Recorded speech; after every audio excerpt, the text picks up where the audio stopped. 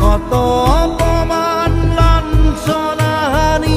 উজৰা অসীম পাপ ই যে ৰুদ্ধ আত্মবেদনা নিজৰি ঘৰুৱা অনল এইটো নহয় হাঁহি তামাচাৰ ভাগৰ জুৰুৱা গান যে জীবন মৰণ একাকাৰ কৰা